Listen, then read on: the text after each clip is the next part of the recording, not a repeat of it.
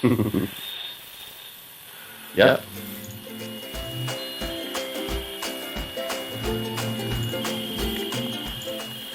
Oh, just got a notification right on.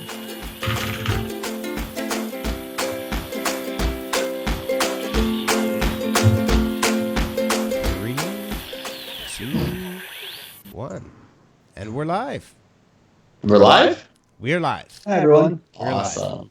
After Dan's internet dropped 90 seconds before we went live. It's the thunderstorm. I'm telling you. It came back. Hi, everybody. I'm Dan Nadelko. Welcome to episode 132 of Live at the Hive. After you, sir. After you, Chad. Introduce yourself. Hi, I'm Chad. Thanks for joining us. That's the finish. Not producer Matt. Producer Matt. Matt was a producer this week. I was producer. Yeah. Came out of retirement.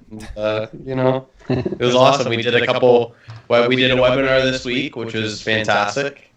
Yeah, couldn't have gone better. It was really good times for sure. Yeah. Okay, so diving right in this week, we are going to be talking about. Well, I feel like my head's getting cut off on Facebook there. No, I'm good. I'm good. This week we are talking about social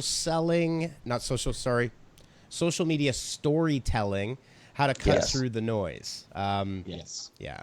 And the real point of this week's topic is as things get back to the new normal and as we're starting to see businesses open up and we're starting to see people come back to it, now social media is, it's still incredibly powerful, but there's a lot of noise out there right now.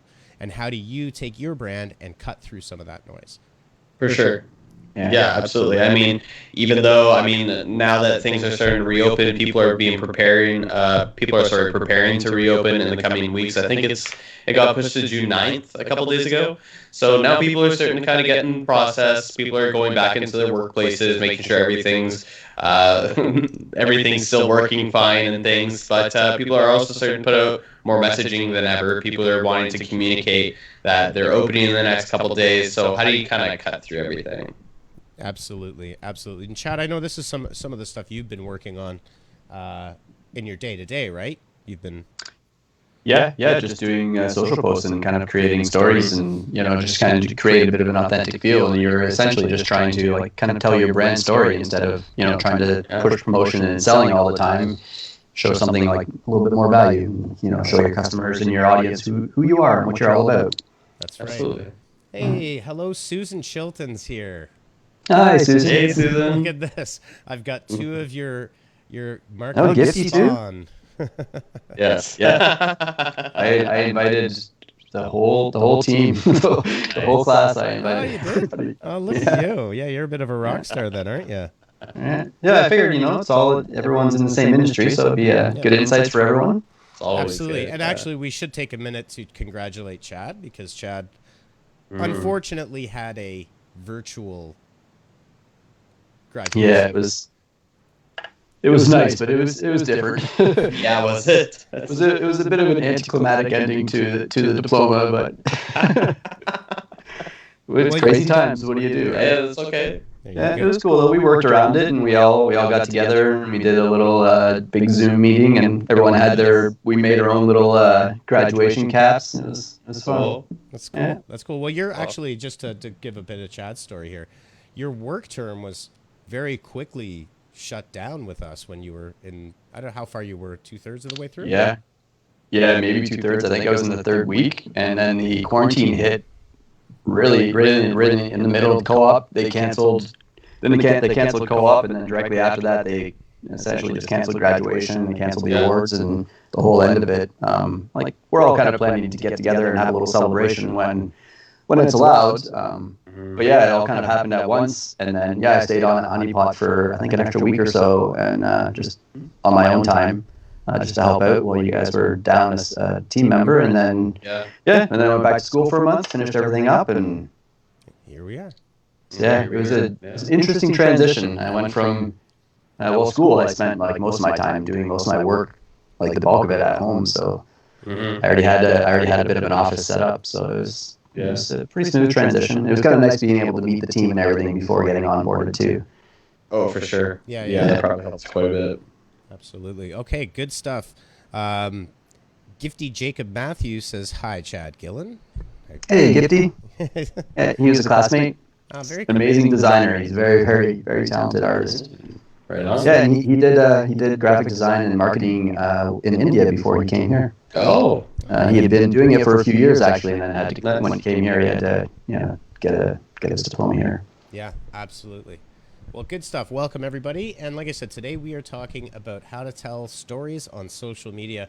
Anybody have a favorite pick out of the what's new to cover? There? Or I can pick. Chad, do you want to go?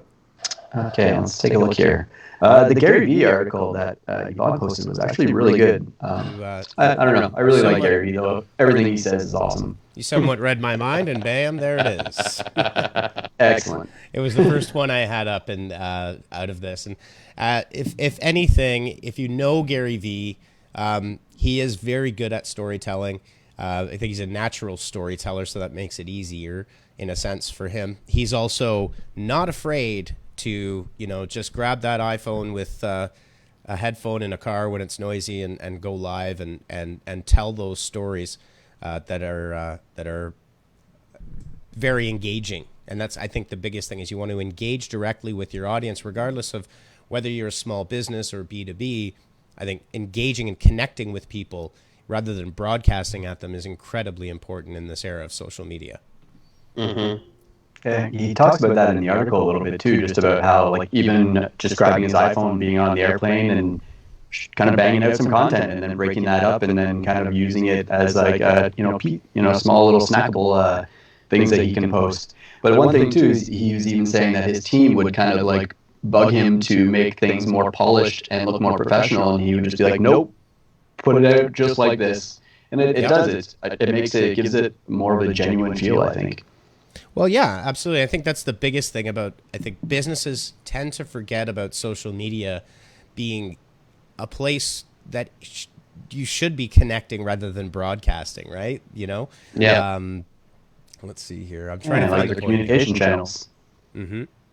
Yeah. Well, like even then, whenever I think of storytelling too, it's like I think number one is whenever I'm thinking about creating a post or telling a story on social media, it's kind of what do I want the audience to feel, or what kind of feeling am I trying to connect with the audience right off the bat? You know what I mean? And kind of taking into account previous posts and kind of how to go off the previous stories that we're telling on the post, right? I mean, sometimes if you're posting one thing and posting another, the stories kind of cross and it's not linear, you know what I mean? You're breaking it in two different directions. And I think a lot of the times, a lot of businesses can kind of get trapped in that where, they're trying to put out social media content. They're trying to, keep up to date with the frequency. But when people do that, I think they really lose touch of the story that they're trying to tell for their business or for their products, right? Yeah, absolutely. And I mean, look, I think what a lot of people that aren't as comfortable with social media get hung up on is, what kind of content am I going to share? So what they end up defaulting to are generic articles, and it doesn't really have a soul to it. No. Right? Yeah. And we'll find that part in here, but in this particular article, because it is really well done. I think the important thing to keep in mind is a few key points. Everybody starts a social media profile at 0, right? Yeah, it's a really good point. And don't be afraid if you've got 100 followers, or then work to getting 150, right? And go ahead. Sorry, Matt. And I was going to say, I know previously it's kind of like a mantra at Honeypot, but like you could have tens of thousands of followers, but only get 15 likes on a photo that you have. You know what I mean? But you could have 100 followers and get like, I'd probably say 80% engagement rate from your followers, right? There's a difference between having a large following, but having an engaged community. Well, yeah. And you do see that, right? You do see that with especially big brands that have possibly been purchasing or not purchasing. Some have in the past, for sure, through kind of black hat means. But even brands that have invested in getting fans, and you'll see the ratio to total fans versus engagement is incredibly low. Like if you've got 10 million followers and you're getting 190, 200 reactions on a post, that's not really that engaging, right? When you start looking at the percentages, it's pretty low. It's very low, and that's very it's very common that you see that with a lot of brands. And so I think the important thing, and again, you can dial this down to a small local business, to a, say, provincial business that has 50, 60, 70 locations, to B2B professional services. It doesn't, like, this really does apply to any business out there.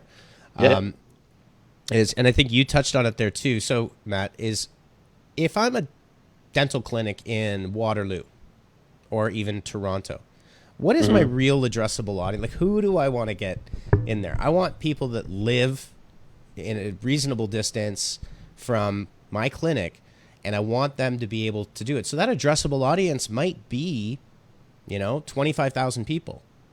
Could be more, right? But you really do, that's your target. Those are the people you should really be paying attention to. So understand that, you know what? If you're going to get to 2,000, 3,000, 4,000 fans, that's okay, right? Those are your for a local business. That's amazing. For a local business, that's great. That's what you want to aim for. I would say anything above like what your target population is within a certain radius of your community.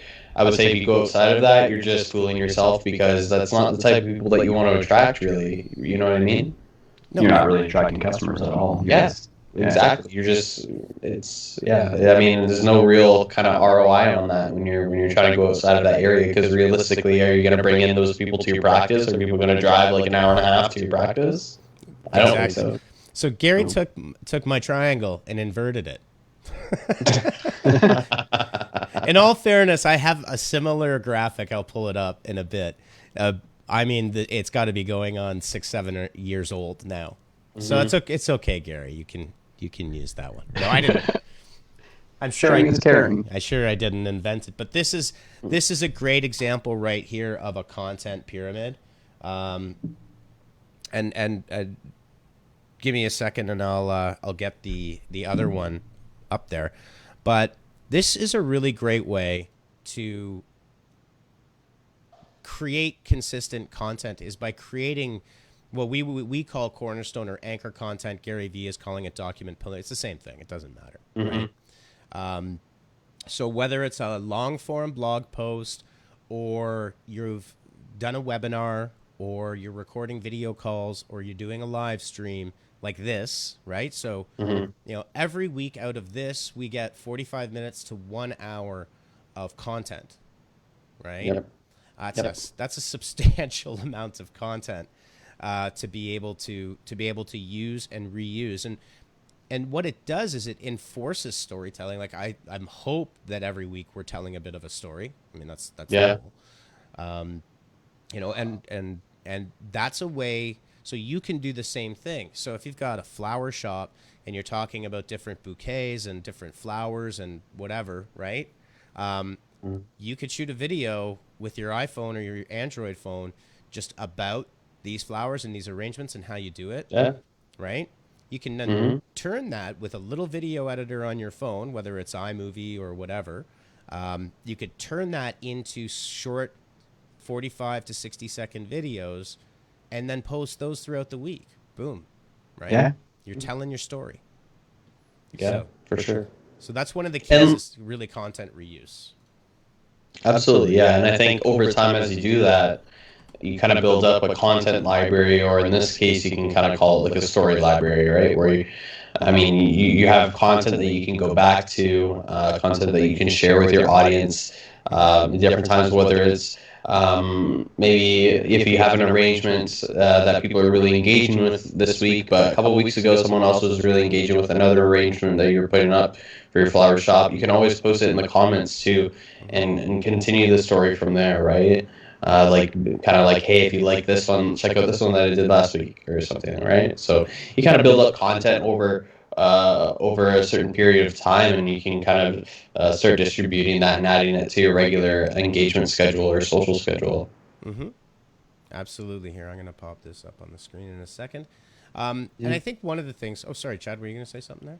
No, I was just going to say that's the great thing about kind of creating valuable content is that you can kind of always go back to it and then take little snackable, clips out of it and reshare those when they're relevant. When it works for whatever platform you're on.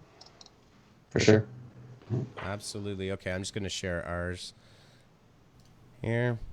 Okay, so you can see here what we do, and we're talking about constructing a content machine based on stories that you can tell. And what we will get into is, how do I tell a story? And I think what I've heard from some people say is, I don't know how to tell a story.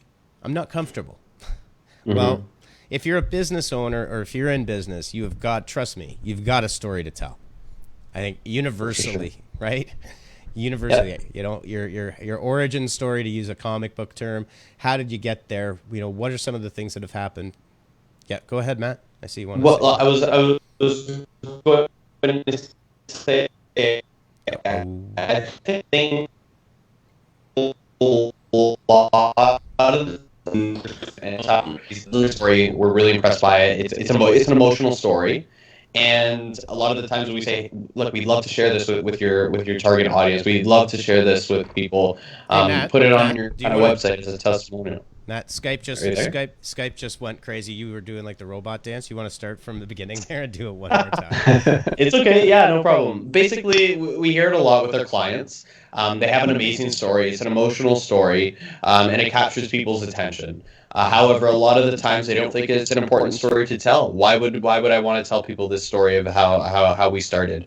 But if it's an emotional story and that it captures people, it's a story that you want to tell, and it's a story that you're going to want to share. And I know that this happened with us earlier this week, Dan, where we were talking with a client and they have a really great story, but they were on the fence about sharing it with their audience or sharing it or putting it somewhere public like their website.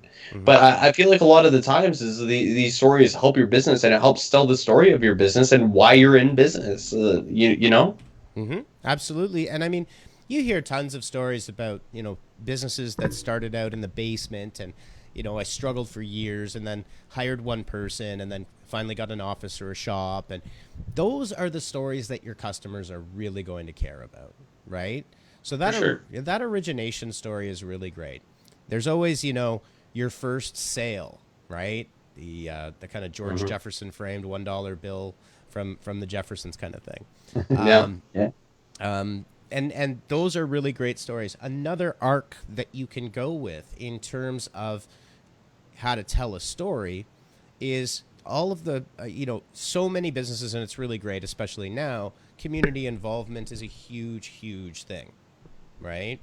How you're involved, like tell the stories of the things that you are involved with in your community and the things that you and your business are doing to make your community a better place, and tell those stories. And there's going to be tons of stories out in the community right now. Your COVID-19 story. What's your COVID-19 story of your business?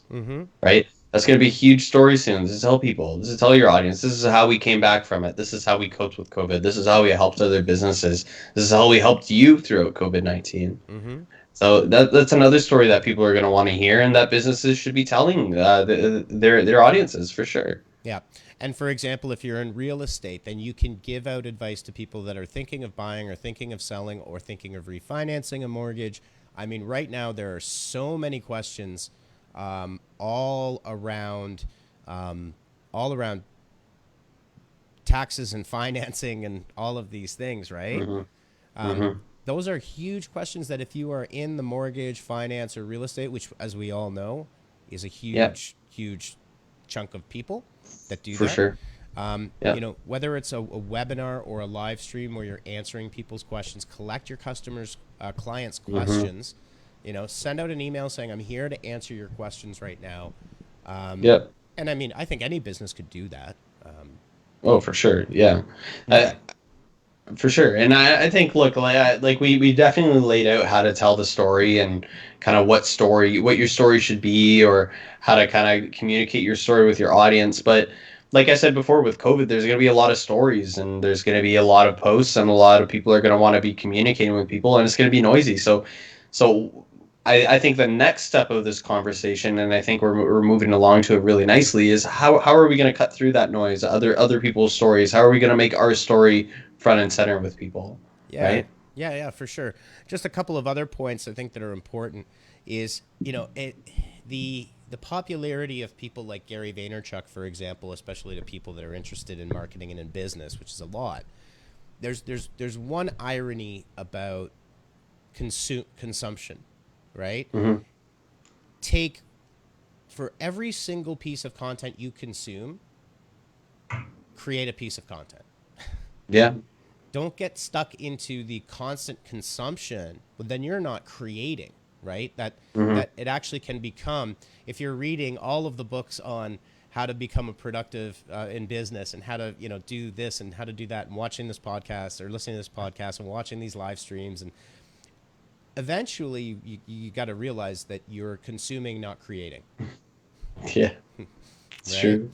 And Yep. so the advice that I've got for people that are in business looking to cut through is for every piece of content that you are consuming, create an equal piece of content, right?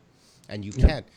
The second one takeaway that I think is important, and this where people will say, well, you know what, I'm not a videographer, I don't know how to do any of that stuff. Document your life. That's really all it is. I was going to mention that he actually goes on about that in the article, saying that you should, it's better to document than to create sometimes, because then you can take all that stuff that you're documenting and you can use that to create content.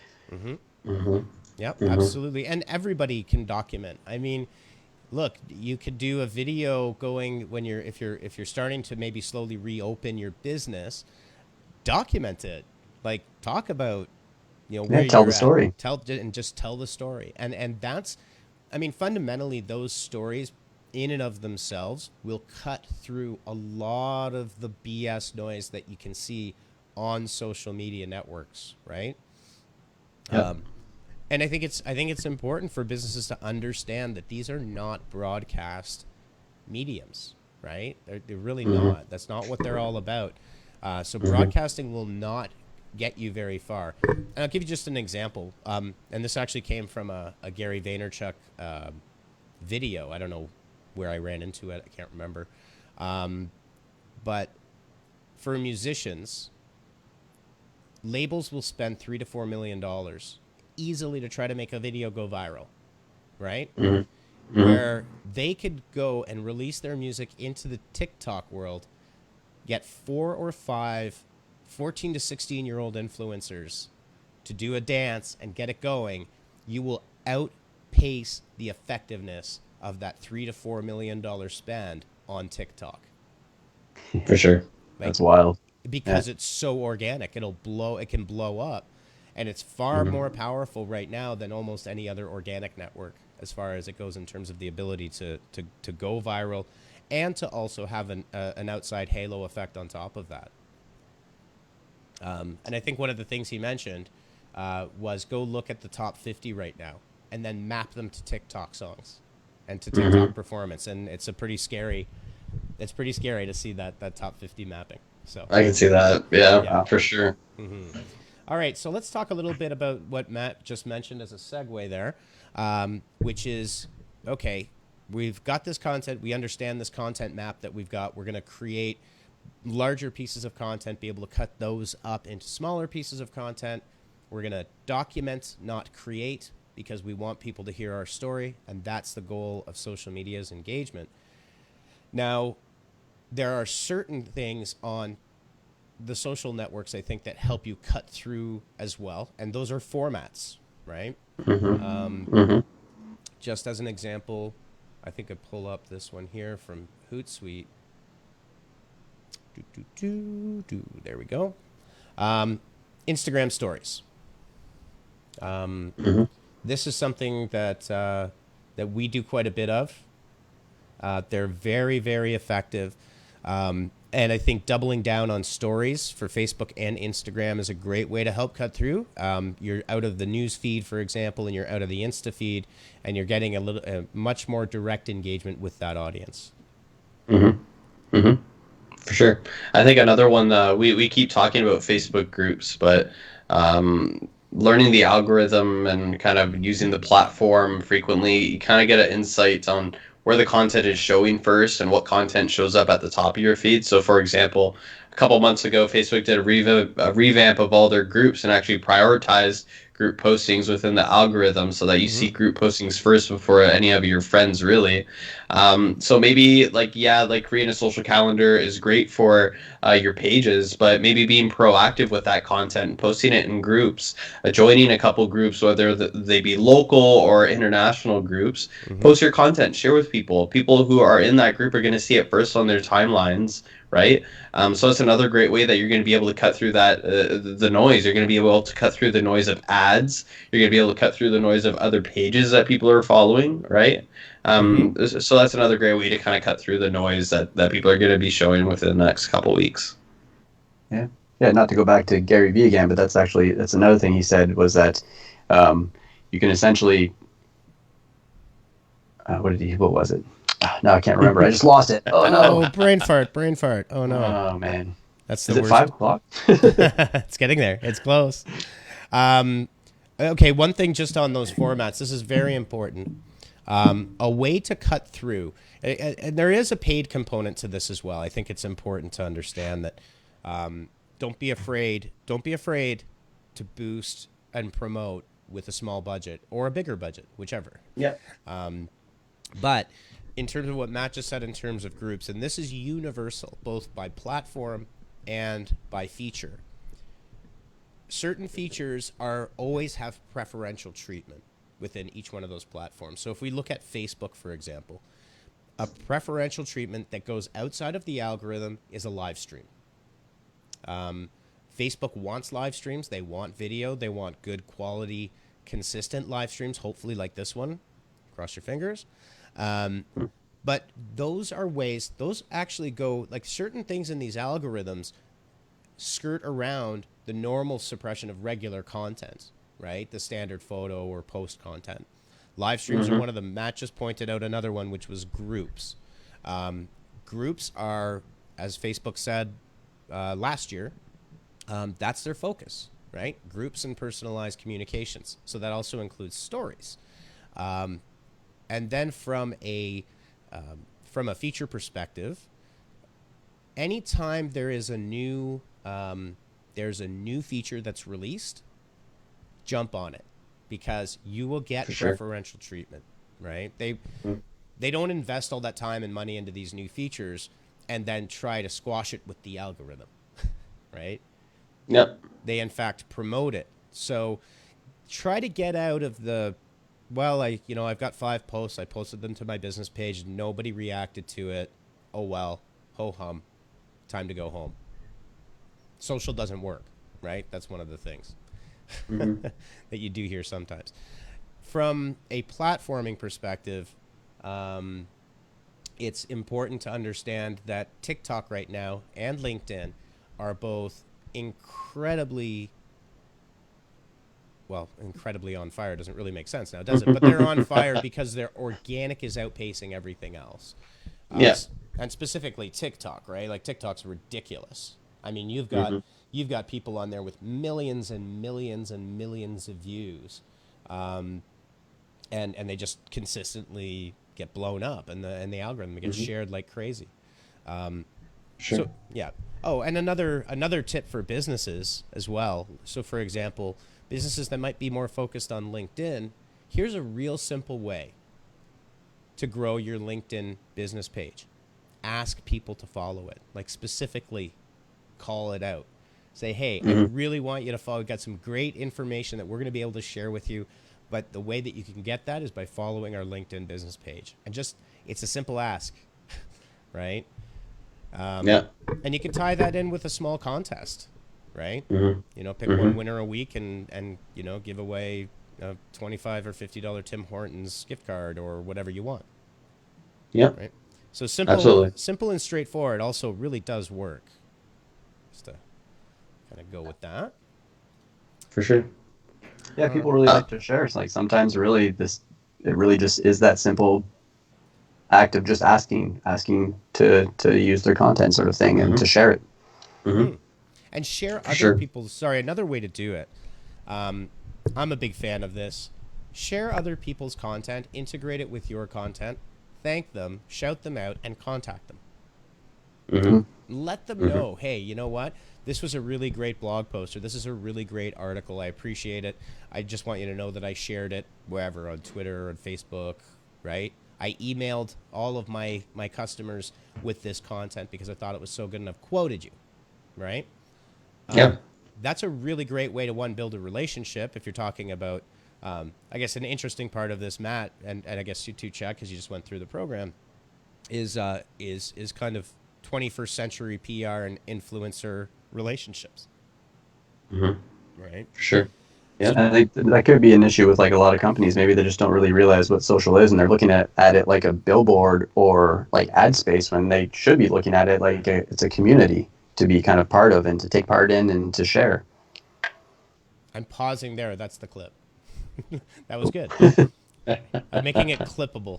Nice. That's absolutely true, right? And as a business, you have, a lot. I think every business owner would agree. Relationships are the foundation of my business, right?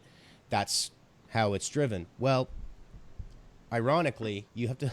They don't. A lot of people. I wouldn't say a lot, but there's a certain fraction of people that don't view social the same way. When in fact it is 100% relationship driven.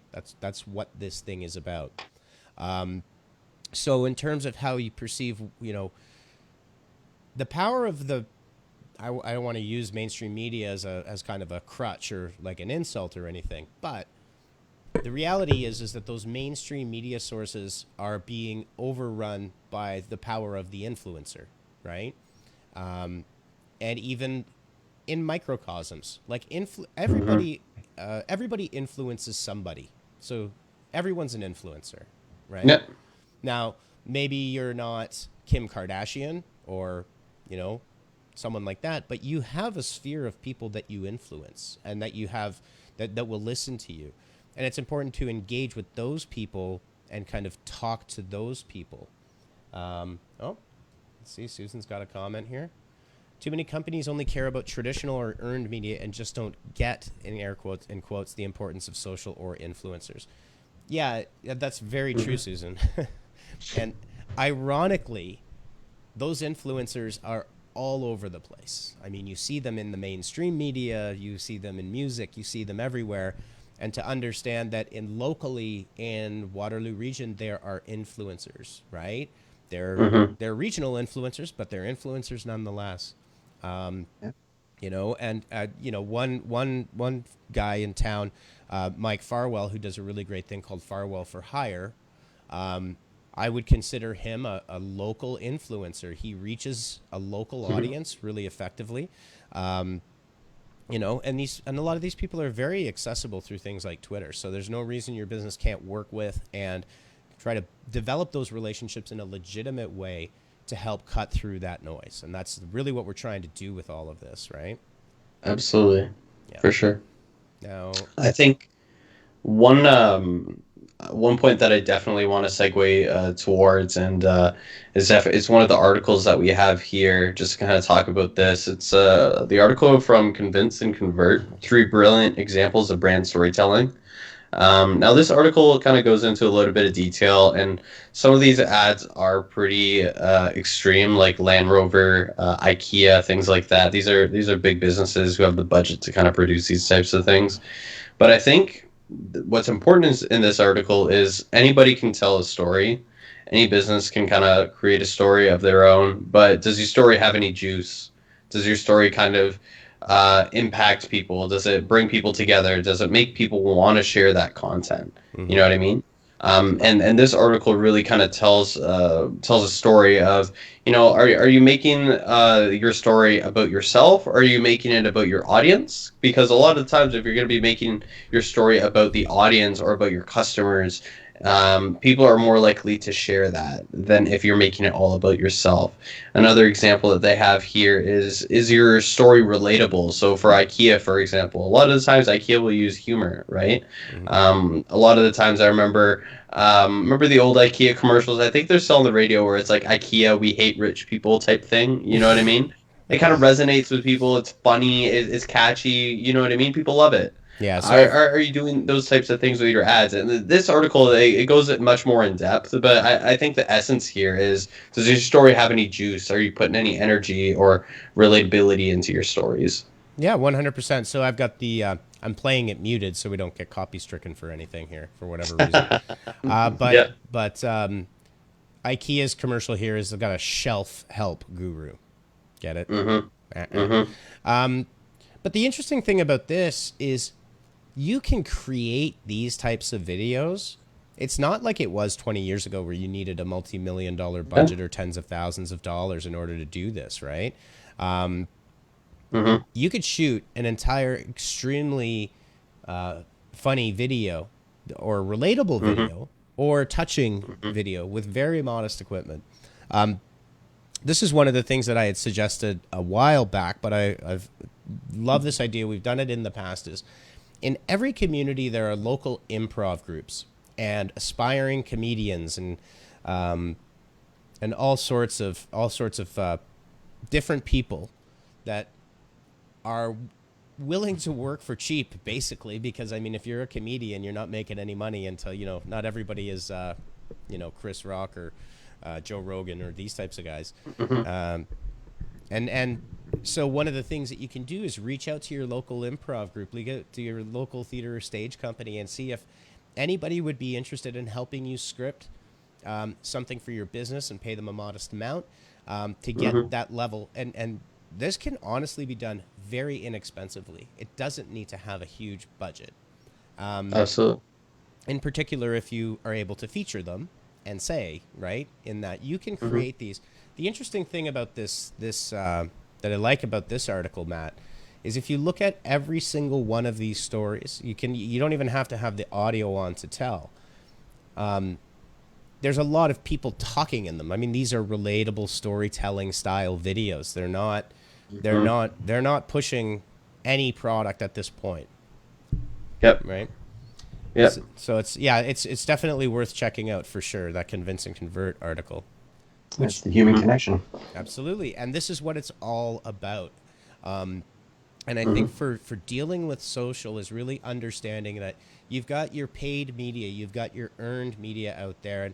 And I guess in a sense, social is earned media combined, but you have to take a different approach to it. It's not the same channels that you might have learned, for example, about in your program, Chad, right? Like those channels exist, but social and all these channels are so diverse and so fast moving that you've really got it's so fluid. Yeah.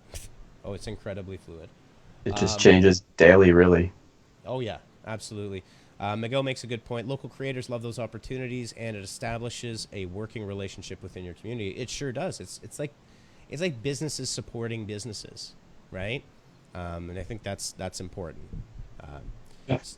So we're running a little short on time, but it's good. We had a lot of content to go through here today. I wanted to kind of we'll wrap with a couple of other ideas, but the one thing that I do want to kind of touch on, and Neil Patel's talking a little bit about it in this article, which I think is important because one of the key pushbacks to storytelling, I for some reason it has this kind of soft connotation, right? Which I find incredibly ironic. Like Steven Spielberg in Schindler's List is an incredible story, Saving Private Ryan. Any of these stories, like stories drive our entire culture. So yeah, I always find it ironic when, especially e-commerce and these types of things, when people say, well, you know what, but the storytelling doesn't drive a conversion. And absolutely it does. Storytelling is the foundation of driving conversions. And Neil Patel goes into some detail in here about why storytelling and how storytelling does in fact drive those conversions. You can put them into your entire narrative that does eventually lead to buying something from me, right? If you're able, you tell that story, you get that emotional connection with people. There's a couple of good quotes in here, like the shortest distance between a human being and the truth is a story. There's a lot of good ones like that. Yeah, I like that. Yeah. So in terms of being able to tell a story, I think we've kind of we've bit off a lot, and we're chewing a lot here. For people in B2B, for example, there was actually a really great example from a few years ago. It was a really dry company. They made air valves, little air valves that open and close for like B2B industrial. Well, they ended up building a guitar out of it, and I'm not sure exactly how it worked. Yeah, so they ended up doing this, but then they had a video about the origination of it. So they would take it to their conferences. They would tell the origination story. They had video. It's that type of creativity. So this also does work for B2B businesses that may not think that does this even apply to me, right? Yeah. So yeah, check out that Neil Patel article. Yeah, it's a great article. There's a ton of content in that. Holy. Yeah. And I think one other thing to take away from both Gary Vee and Neil Patel in terms of how they construct their blog content, like for example, they don't write that content themselves. They have writers on their team that are writing that. So it's important to understand that if you go read their content, they're telling a story. Like Neil Patel's writers have constructed a story arc inside of how to convert using storytelling, right? So that's a bit meta, but there you have it. Yeah. Okay, so a couple of things we've got because we are at 5 o'clock right now. And, if someone is able to drop that link so anybody watching can share this.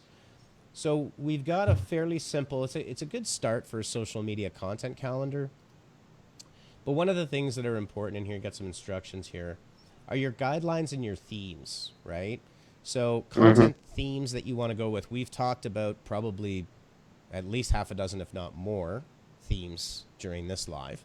And what you want to do there is fill those in these areas here. Okay.